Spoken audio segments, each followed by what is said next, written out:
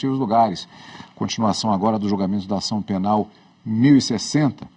O ministro Alexandre de Moraes apresentou o voto. A expectativa agora é para o voto do ministro revisor Nunes Marques, e que você vai acompanhar, como sempre, aqui na TV Justiça, ao vivo, direto do plenário.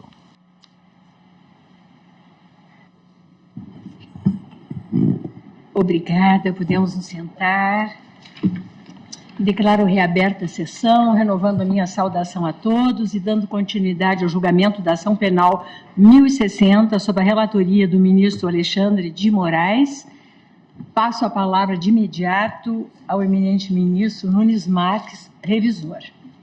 Senhora Presidente, ministra Rosa Weber, ministra Carmen Lúcia, senhores ministros, doutor Carlos Frederico, subprocurador-geral da República, senhores servidores, senhores advogados, demais presentes, meu boa tarde a todos.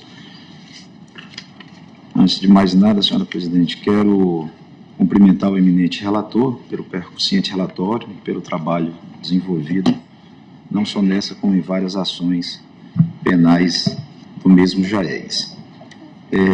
Da suspeição dos ministros dessa Suprema Corte para processar e julgar a presente ação. Inicialmente, a se rejeitar de plano, na linha do voto proferido pelo eminente relator, a preliminar de suspeição dos membros dessa Corte para processar e julgar a presente ação penal, porquanto ausente a demonstração de suporte fático hábil a caracterizar a hipótese prevista no artigo 254.1 do Código de Processo Penal, inimizade capital do juiz em relação à parte, em ordem a amparar a arguição. Ademais, o réu não apresentou a exceção na forma como preconiza o regimento interno deste Supremo Tribunal Federal, artigo 277 seguintes, daí porque afasto a arguição. Em relação à incompetência do Supremo Tribunal Federal para processar e julgar a presente ação penal, senhora Presidente, eu farei juntada de voto, já me pronunciei em aproximadamente 1.345 processos nesse sentido, acolhendo essa preliminar e, para manter coerência com a minha posição, eu reitero com razões remissivas aos votos já lançados nos demais processos por ocasião dos julgamentos da admissibilidade da denúncia. Dos crimes de dano qualificado contra o patrimônio da União, Código Penal, artigo 163, parágrafo único, incisos 1, 2, 3 e 4, e de deteriorização do patrimônio público tombado, Lei 9.605 de 98, artigo 62, inciso 1. Examina inicialmente a prova da materialidade e da autoria em relação aos crimes de dano qualificado contra o patrimônio da União e de deterioração do patrimônio público tombado, os quais se encontram tipificados nos seguintes termos. Código Penal, dano, artigo 173, destruir, inutilizar ou deteriorar coisa alheia, pena, detenção de 1 a 6 meses ou multa. Dano qualificado, se o crime é cometido com violência à pessoa ou grave ameaça, com emprego de substância inflamável explosiva, se o fato não constitui crime mais grave. Contra o patrimônio da União, de Estado, do Distrito Federal, de município ou de autarquia, fundação pública, empresa pública, sociedade de economia mista ou empresa concessionária de serviços públicos, por motivo egoístico ou com prejuízo considerável para a vítima. Pena, detenção de 6 meses a 3 anos e multa, além da pena correspondente à violência. A Lei 9.605 de 98, no seu artigo 62, preconiza destruir, inutilizar ou deteriorar. 1. Bem especialmente protegido por lei, ato administrativo, decisão judicial. 2. Arquivo, registro, museu, biblioteca, pinacoteca, instalação científica ou similar protegido por lei, ato administrativo, decisão judicial. Pena reclusão de 1 a 3 anos e multa. Parágrafo único. Se o crime for culposo, a pena é de 6 meses a 1 ano de detenção sem prejuízo da multa. Pois bem, no que concerne aos crimes de dano e de deteriorização de patrimônio público tombado, a prova da materialidade se encontra produzida conforme demonstra os documentos que instruem o presente feito, a saber: 1. Imagens com registros dos locais vandalizados. 2. Relatório preliminar sobre atos ocorridos no dia 8 de janeiro de 2023 na sede do Senado Federal, ofício número 28 de 2023, elaborado pela Secretaria de Polícia do Senado. 3. Relatório preliminar do Instituto de Patrimônio Histórico e Artístico, INFAM, ofício 10 de 2003, do CINFRA, consolidação dos bens furtados ou danificados decorrente dos atos do dia 8 de janeiro, no Senado. 4. Exame preliminar e local de dano da Secretaria de Polícia Legislativa do Senado, ofício número 3 de 2023, DG. A destruição do patrimônio, inclusive de patrimônio tombado, perpetrada por meio dos tristes, graves e lamentáveis atos de vandalismo a que assistimos no dia 8 de janeiro de 2023, deve ser repudiada de forma veemente, conforme venho registrando enfática e reiteradamente. Tais eventos constituem verdadeira mácula em nossa história recente. Portanto, reitero novamente meu veemente repúdio aos atos de vandalismo contra o patrimônio público, bem assim de desrespeito e afronta aos poderes constituídos. A pretensão acusatória submetida a julgamento na presente ação penal foi deduzida contra denunciado detido no prédio do Congresso, mais especificamente no Senado da República.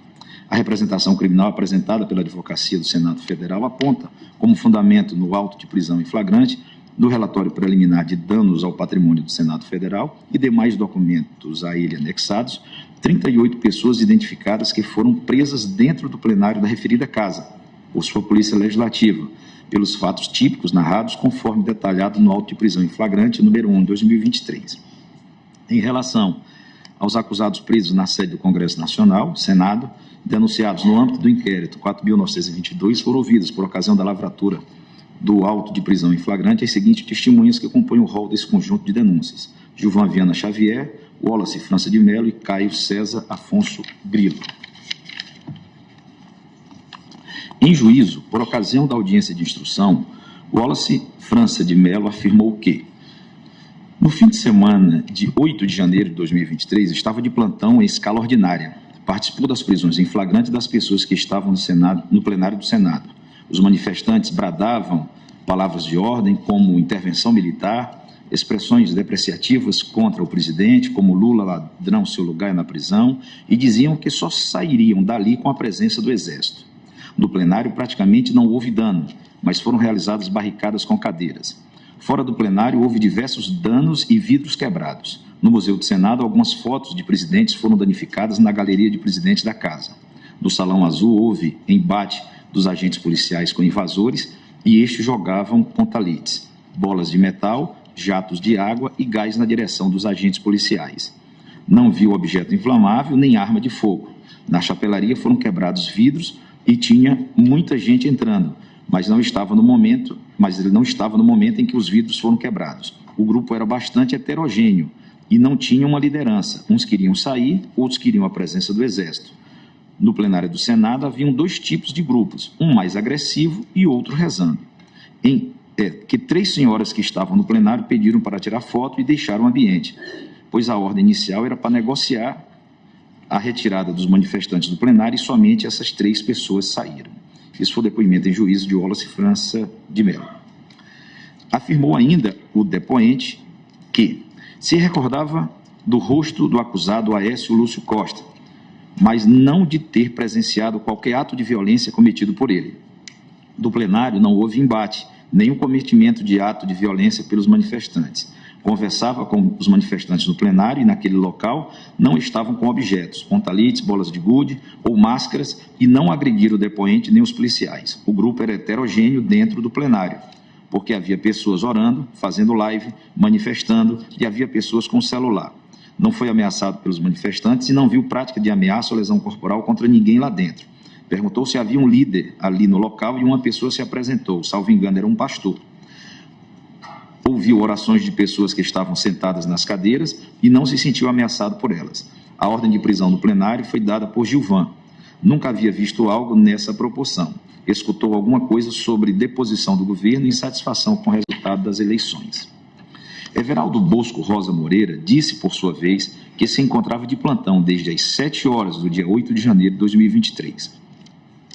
Com relação aos 6 réus no processo objeto da audiência, não se recordava de nenhum deles individualmente. Chegou a entrar no plenário, mas não participou de negociações com os invasores. Ficou pouco tempo no plenário e não conversou com ninguém.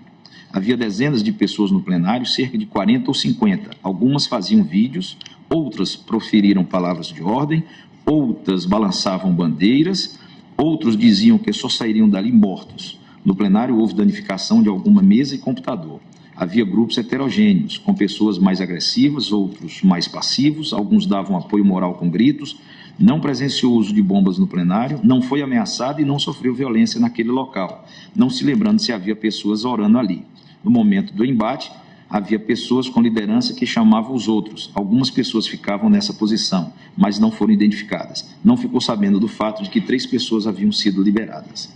Gilvan Viana Xavier, coordenador da Polícia Legislativa do Senado, declarou em juízo que não estava na escala do plantão do dia 8 de janeiro de 2023, mas em missão no Espírito Santo, e diante das informações recebidas sobre as invasões, retornou a Brasília. Disse que estava na base da polícia na garagem e recebeu informação de que por volta das 14h15, 14h30, os manifestantes haviam rompido a linha de contenção da PM, momento em que deu comando para fechamento da chapelaria.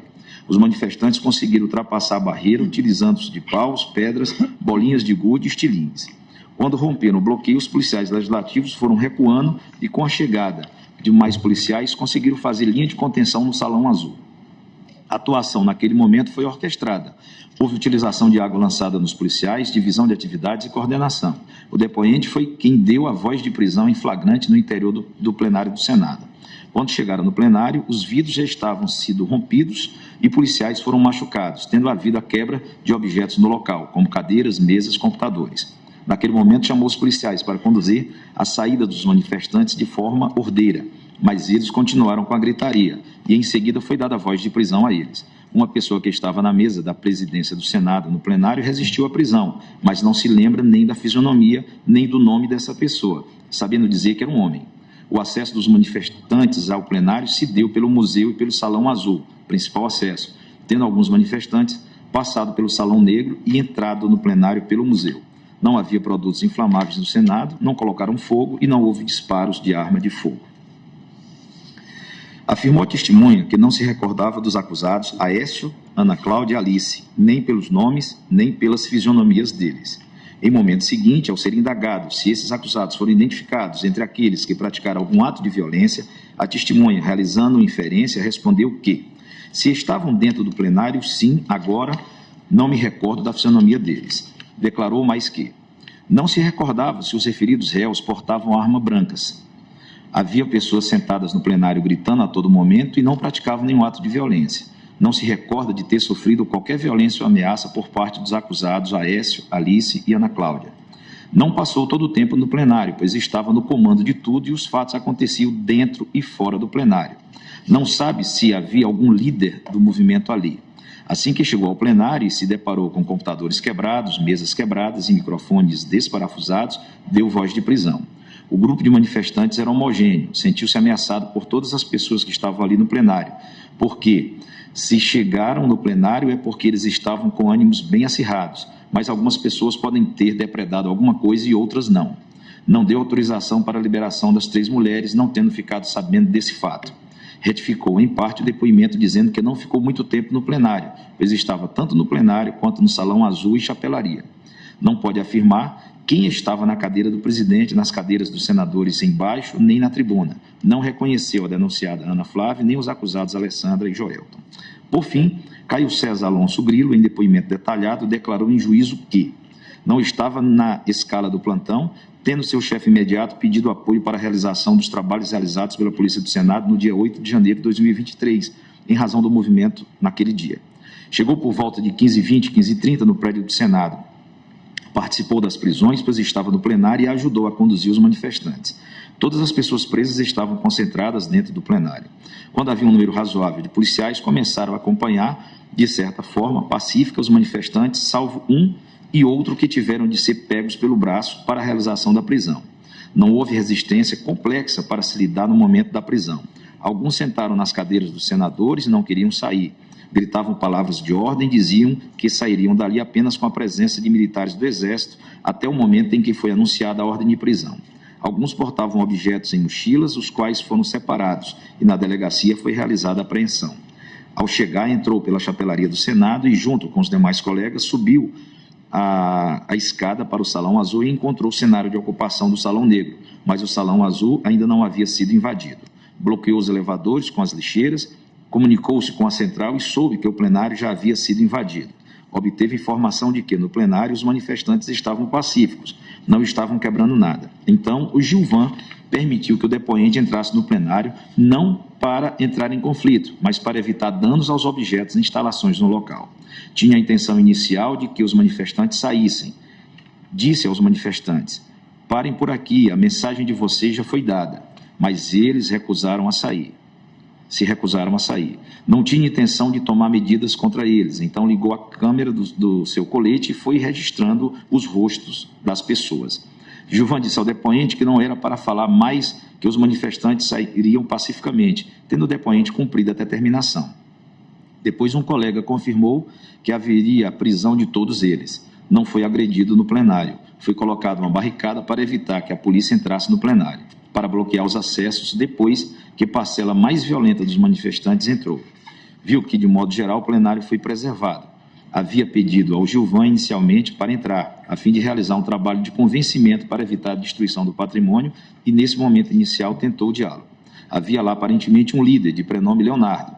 Ao sair, momentaneamente, fez um acordo com essa pessoa, indicando-o para ser um guardião da ordem, ao que ele disse que aceitaria com muita honra.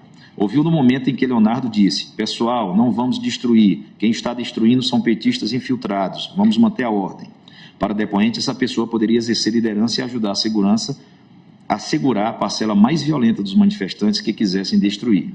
Houve um segundo momento em que entraram pessoas mais agressivas e o depoente teve que sair do plenário momentaneamente. Não se lembra dos rostos das pessoas, pois é difícil. Não sabe precisar quem entrou no primeiro e no segundo momento, porque depois as pessoas se misturaram, de modo que, quando retornou ao plenário, não sabia dizer quem estava antes, quem entrou destruindo e quem entrou pacificamente. Muitos deles estavam com camisetas verde e amarelo. No primeiro momento, estava com a policial Isabela e depois chegou o Márcio Maciel, não se lembrando de todos os policiais que estavam no plenário. Wallace e Gilvan estavam com o depoente. Os policiais tinham inicialmente um protocolo de convencer os manifestantes a deixar o local, mas o coordenador-geral avisou que não estavam mais negociando para ninguém ir embora e que todos ali seriam presos. Esperaram o momento certo, o momento da ordem, para a realização das prisões. Chegou a haver uma criança no plenário. Havia pessoas sentadas nas cadeiras, algumas mexiam no celular, algumas faziam live, outros conversavam entre si. Havia grupos pacíficos, mas que se negavam a sair. Ouviu oração após as prisões, mas não se recordava se havia orações no plenário. Quando deixou pela primeira vez o plenário, a pessoa que ficou como guardiã do local disse que não era para destruir o plenário, ou seja, houve uma pessoa pedindo para não depredarem. Tirou foto com um manifestante que mostrou admiração pela polícia. A foto foi tirada para angariar a admiração das pessoas e para evitar danos às instalações. Chegaram a liberar manifestantes, pois a intenção inicial era que saíssem pacificamente. As pessoas, em geral, haviam sido convidadas a sair, tendo o depoente dito inicialmente: pessoal, vocês já passaram a mensagem de vocês já estão em todos os jornais do mundo, já não há mais o que fazer. Mas houve uma parte dos manifestantes que se recusou a sair do plenário. Não houve ação no sentido de ludibriar os manifestantes para a realização posterior da prisão. O depoente e nenhum outro policial foi agredido no plenário. Liberou parte das imagens e fotos de todos os invasores para identificação das pessoas. Entre os acusados nos processos abrangidos pela audiência, conhecia apenas a Flávia, em razão da creche da mãe desta, já tendo feito, inclusive, doação à referida creche. Flávia ficou envergonhada ao ser reconhecida pelo depoente e estava no plenário sentada. Não deu para saber se Flávia foi agredida ou não, se gritou ou não palavras de ordem, se destruiu ou não alguma coisa. Houve pessoas que foram liberadas no primeiro momento em que realizado o trabalho de convencimento. O plenário estava cheio de invasores. Deve ter saído cerca de 3 ou 4 invasores. Lembra-se de que estava com Gilvan no momento em que os manifestantes pretendiam invadir o prédio na área do Salão Azul. Depois lembra-se do Gilvan a partir do terceiro momento no plenário, onde ele com certeza estava. Havia grupos que queriam apenas ocupar o espaço e que não iriam destruir objetos, isto é, estavam sentados e só queriam estar ali. Ao ser interrogado em juízo, o acusado Aécio Lúcio Costa Pereira disse que havia saído de férias do trabalho e veio para Brasília para visitar um parente e para participar da manifestação de forma pacífica.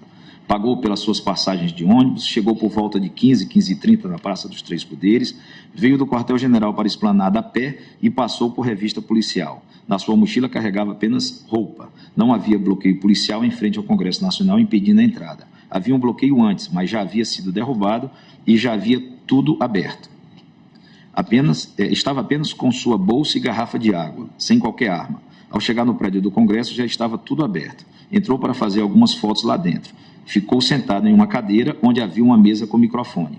Perguntou a um dos agentes policiais se podia sair e foi ordenado que ficasse dentro do plenário porque seria mais seguro. Então voltou para o plenário. Ao chegar, foi direto para o plenário do Senado porque já havia tudo aberto. Já estava tudo aberto, com pessoas entrando e saindo dali. Estava sentado o tempo todo em uma das cadeiras com mesa e microfone. A única coisa que fez foi participar de um movimento em prol da liberdade. Não depredou nenhum bem público, não foi machucado, não conhecia ninguém que iria depredar nenhum bem e não usou máscara. O policial Gilvan foi quem disse ao depoente para permanecer dentro do Senado porque era mais seguro. Um dos agentes policiais disse que o depoente e as demais pessoas que estavam no plenário seriam conduzidas para fora do prédio pelo estacionamento porque era mais seguro. Posteriormente, porém, foram conduzidas ao local em que se deu a prisão, seguida da apreensão de celulares e demais objetos. Descobriu que foi preso por volta da meia-noite do dia 8 de janeiro de 2023. Foi a Brasília para participar por uma manifestação pelo Brasil. Sua esposa e filhos estão sendo ajudados por vizinhos. Não quebrou nada, não utilizou de violência e disse para as pessoas não quebrarem.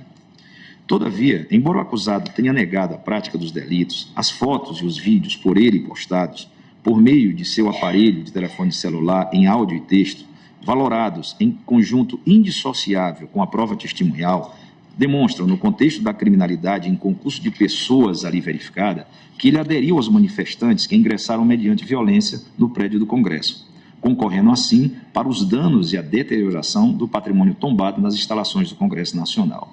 Nessa perspectiva, tais vídeos, a teor das manifestações do acusado e o uso ostensivo da camiseta, sustentando intervenção militar, evidenciou a prática de conduta a ele imputada, que consistiu em concorrer para a prática dos atos de vandalismo, de modo a caracterizar o crime previsto no artigo 163, parágrafo único, incisos 1, 2, 3 e 4 do Código Penal.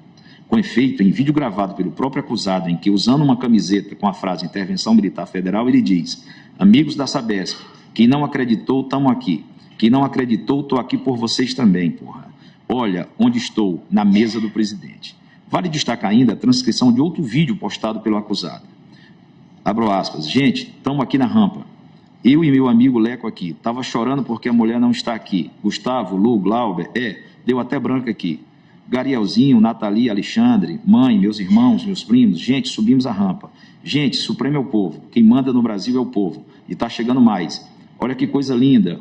Olha o gramado, gente. Supremo é o povo. Supremo é o povo. Supremo é o povo. Caramba, os caras cagam tanto no Brasil que eu acho que vou cagar lá dentro do Senado. Tô nem aí não. Tenho um espelho d'água lá, vou nadar lá. Aquilo lá é meu, vou nadar lá. Fecho aspas. Em suma, caso seja superada a incompetência desta Corte, penso que o acusado deve ser condenado nas penas do artigo 163, parágrafo único, incisos 1, 2, 3 e 4 do Código Penal e do artigo 62.1 da Lei 9.605 de 98, razão pela qual adiro em relação a esses crimes ao voto proferido pelo eminente relator.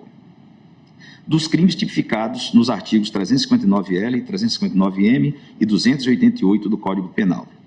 Os autos não reuniram elementos de convicção suficientes para imposição de um decreto condenatório pela prática dos crimes tipificados nos artigos 359-L, 359-M e 288 do Código Penal. É disso que, no campo da jurisdição penal, a condenação exige a formação de um juízo de certeza, calcada em prova coesa, harmônica e inequívoca, para que se conclua pela existência do crime, materialidade e pela autoria delitiva. A verificação dessa certeza submete-se necessariamente às regras atinentes à produção e ao ônus da prova, as quais devem ser interpretadas e aplicadas em consonância com o princípio constitucional da presunção de não culpabilidade do réu. A propósito, leciona Luiz de Ferrajoli em sua tese Cognitivismo ou Decisionismo. Diferentemente de outros tipos de investigação, a composição jurisdicional, sem dúvida, é obrigatória e deve ser concluída em algum momento. Assim, pois, se o dilema não é resolúvel, prevalece a hipótese mais favorável ao acusado, graças a uma regra jurídica sobre as condições de aceitabilidade da verdade processual. Ademais, cada uma das hipóteses fáticas formuladas no processo pode ser desmentida por uma prova ulterior incompatível com aquelas, só até que, conforme outra regra jurídica, não intervenha a presunção legal de verdade da coisa julgada. Colaciona em face de sua pertinência o escolho do jurista Nicola Framarino de Malatesta. É importante ainda observar que o fim supremo do processo judiciário penal é a verificação do delito, em sua individualidade subjetiva e objetiva. Todo o processo penal, no que respeita ao conjunto das provas, só tem importância do ponto de vista da certeza do delito alcançada ou não. Qualquer juízo não pode resolver senão uma condenação ou absolvição, e é precisamente a certeza conquistada de delito que legitima a condenação, como é a dúvida ou, de outra forma, a não conquistada certeza do delito que obriga à absolvição. O objeto principal da crítica criminal é, portanto, indagar como, da prova, pode legitimamente nascer a certeza do delito. O objetivo principal de suas investigações é, em outros termos, o estudo das provas de certeza.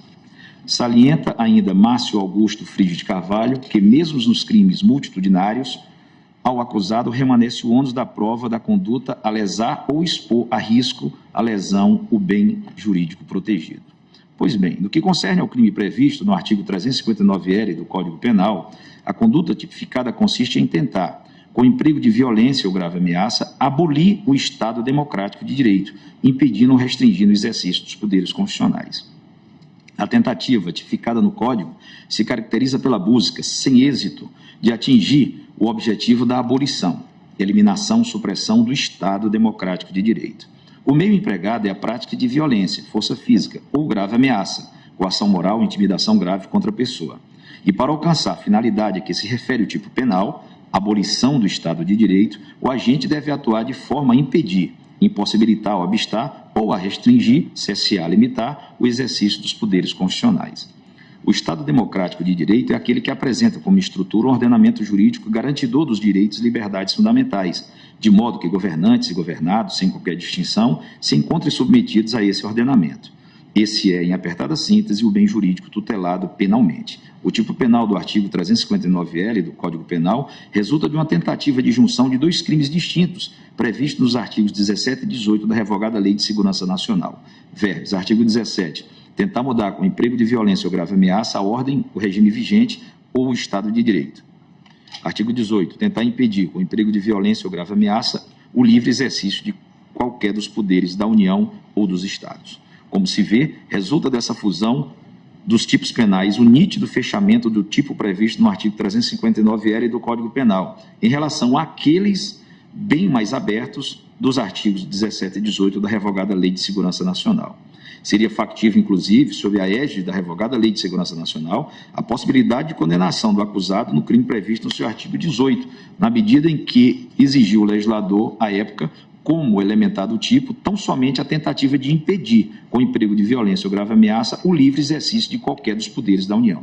No entanto, com o advento da Lei 14.197 de 2021, operado o fechamento do tipo, torna-se necessário para a caracterização do crime em análise, que é o 359-L do Código Penal, que a conduta praticada pelo autor de fato tenha, ao menos, o potencial de produzir no plano concreto o resultado pretendido, ainda que não venha a ocorrer, uma vez que o verbo núcleo do tipo é tentar abolir o Estado democrático de direito. Com isso, embora não ocorra a abolição do Estado de direito, o que poderia se consumar, em regra, por força de um verdadeiro golpe de Estado ou de uma revolução, é necessário, conforme exige a norma penal, que um dos poderes da República, em razão de violência ou grave ameaça, seja impedido ou tenha restringido o regular exercício de suas atribuições em intensidade suficiente para abolir o Estado democrático de direito.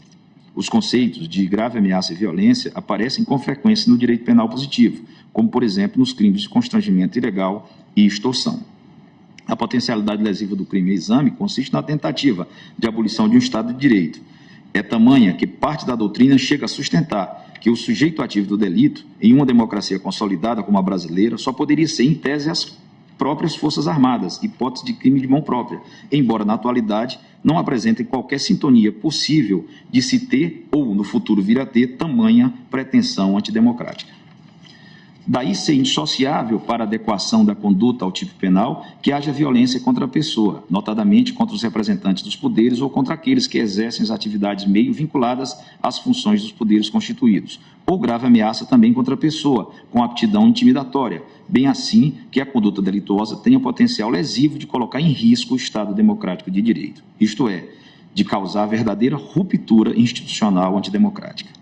Tal crime somente é passível de cometimento por organização ou organismo em regra armado, que tenha materialmente poder concreto de atuação para provocar uma ruptura de tal magnitude. No caso em exame, não se demonstrou emprego de violência ou grave ameaça contra nenhum dos representantes dos poderes da República, em ordem a caracterizar uma tentativa material idônea de abolição do Estado Democrático de Direito, mormente porque as invasões dos prédios públicos se deram em um domingo, 8 de janeiro de 2023, em período de recesso parlamentar, de recesso do Poder Judiciário, em momento no qual, sabidamente, os representantes do Executivo também não se encontravam em atividade. Tampouco há elemento indiciário, por menor que seja, da prática de qualquer ato de violência ou grave ameaça contra algum agente político, representante de um dos poderes da República, nem mesmo contra algum membro do corpo de servidores que exerce atividade meio para o exercício das competências inerentes a cada um desses poderes, com aptidão real para alcançar o objetivo de abolir o Estado Democrático de Direito. As lamentáveis manifestações ocorridas no dia 8 de janeiro de 2023, apesar da gravidade do vandalismo, não tiveram alcance de consistir em uma tentativa de abolir o Estado de Direito. Um grupo difuso e descoordenado de manifestantes, vários deles motoboys, ambulantes, vendedores, entregadores, prestadores de pequenos serviços, donas de casa, aposentados, não teria qualquer condição de atuar no sentido da consecução desse crime. A realização de atos de vandalismo com o objetivo de desencadear uma intervenção militar constituiu, segundo penso, expediente completamente inapto ao alcance do objetivo almejado pelos manifestantes, porquanto as Forças Armadas jamais sinalizaram qualquer adesão aos objetivos ilícitos sustentados por inúmeros desses manifestantes. A propósito, consigno em depoimento prestado em juízo, nas ações penais 1502 e 1505, o major do Exército, José Natali, declarou, nas respostas às perguntas formuladas pelo Ministério Público, ter dito aos manifestantes que ingressaram no Palácio do Planalto, expressando a postura adotada pelas Forças Armadas ao longo de todo o período em que muitos deles permaneceram acampados em frente ao quartel-general, que, abro aspas, o Exército exerce uma função de Estado e não vai apoiar nenhum nem outro, não é órgão de governo, fecho aspas. A verdade é que a depredação dos prédios, que são sede dos poderes da República, em nenhum momento chegou a ameaçar a autoridade dos dignatários de cada um dos poderes, tampouco o Estado Democrático de Direito, que se encontra há muito consolidado em nosso país desde a Constituição de 1988. De igual forma, os autos não reuniram elementos de prova suficientes, seja para o recebimento da denúncia, consoante entendimento por mim sustentado nos votos que já proferi, tampouco para subsidiar um decreto condenatório em relação aos crimes previstos no artigo 288, parágrafo único e 359-M do Código Penal. A conduta típica descrita no caput do 288 consiste na associação, união, agrupamento, reunião de 3 ou mais pessoas para o fim específico de cometer crimes indeterminados. O parágrafo único dispõe que a pena será aumentada até a metade se a associação for armada ou houver participação de criança ou adolescente. A associação criminosa, além de precisamente delimitada entre seus membros, deve apresentar estabilidade, permanência e certa durabilidade, traço que diferencia tal delito do concurso eventual de pessoas. Na espécie, a acusação não logrou reunir, na instrução do presente feito, elementos de prova suficientes de que o réu, preso no prédio do Congresso Nacional, tivesse associado de forma organizada e estável com o fim específico de praticar uma série de crimes indeterminados, elementares indispensáveis para viabilizar o recebimento da denúncia pela prática do crime previsto no artigo 288, parágrafo 1 do Código Penal e, por consequente, também a sua condenação. Ora, a condenação pela prática do delito de associação criminosa existe identificação dos membros integrantes de um grupo determinado de pessoas que tenham se associado previamente para o cometimento de crimes. Nesse caso, não se pode presumir, data vênia, que todos os acusados presos nos prédios invadidos ou nas imediações deles manifestassem indistintamente tal vínculo associativo, com certa estabilidade e com o objetivo de praticar delitos indeterminados. Era devido à acusação ter esmiuçado as condutas de cada acusado, o que, na verdade, não fez, visto que a denúncia é completamente indeterminada em relação aos dados circunstanciais da conduta do acusado em relação aos crimes ora em análise. O que, onde, quando, por quê, quem e com quem. É possível que tenha havido associação criminosa entre parte dos invasores dos prédios que participaram dos atos de depredação. Porém, os supostos membros da associação deveriam ter sido apontados pela acusação como tais, identificados concretamente os vínculos entre eles e as funções desempenhadas individualmente. Não é viável, portanto, imputar esse crime indistintamente a todos os acusados presos. Não há que se demonstrar a extensão da associação criminosa. há que se demonstrar a extensão da associação criminosa, com reconhecimento dos membros que a integram e os elementares acima referidas, sob pena de transformar o concurso eventual de pessoas em associação criminosa. De igual forma, não vislumbra elementos suficientes para a condenação pela prática do crime de golpe de Estado. Código Penal, artigo 359-M, pelo acusado. A conduta prevista no artigo 359-M do Código Penal, introduzido pela Lei 14.197 de 2021, consiste em tentar depor, por meio de violência ou grave ameaça, o governo legitimamente constituído. Nesse caso, a finalidade da atuação do agente é a deposição, destituição de alguém do cargo, do chefe do governo federal eleito, e o meio é o emprego de violência ou grave ameaça, os quais devem possuir aptidão real para o atingimento do objetivo ilícito. A propósito do delito em questão, leciona Rogério Greco.